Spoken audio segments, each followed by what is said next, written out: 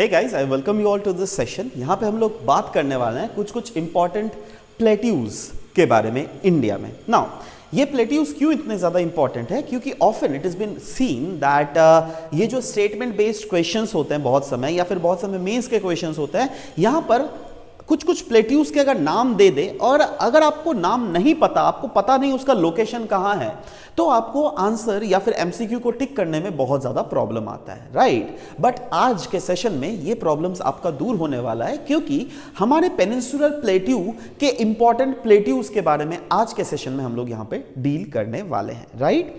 जिसमें ये देखो, ये कुछ इंपॉर्टेंट प्लेट्यूज है जहाँ पे ये महाराष्ट्र के ऊपर रफली जो जोन में प्लेट्यू है उसको हम लोग बोलते हैं महाराष्ट्र प्लेट्यू।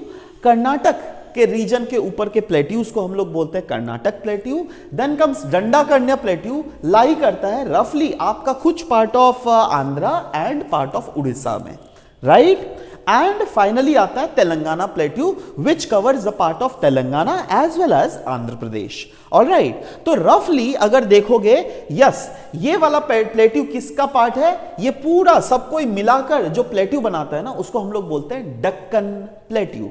डेक्कन प्लेट्यू, तो क्या मैं बोल सकता हूं? द डेक्कन प्लेट्यू के पार्ट है Maharashtra plateau, Karnataka plateau, Telangana plateau and Dandakaranya plateau. याद रहेगा ना दंडाकर्ण्य? देखो इसमें जो है ना सबसे टफ है यही है, दंडाकर्ण्य, क्योंकि याद नहीं रहेगा। ये सब तो महाराष्ट्र को टिक लगा सकते हो, महाराष्ट्र के ऊपर ही होगा। कर्नाटक वाला टिक लगा सकते हो, तेलंगाना वाला, बट यहां पे ये नाम थोड़ा अजीब है, ठीक है, दंडाकर्ण्य प्लेट्यू, याद रखिएगा। अच्छा, सिर्फ यही नहीं, अगर मैं सेंट्रल हाईलैंड्स वाले पार्ट के भी अगर इंपॉर्टेंट प्लेट्यूज देख लूं तो यहां पे लाई करता है मालवा प्लेट्यू।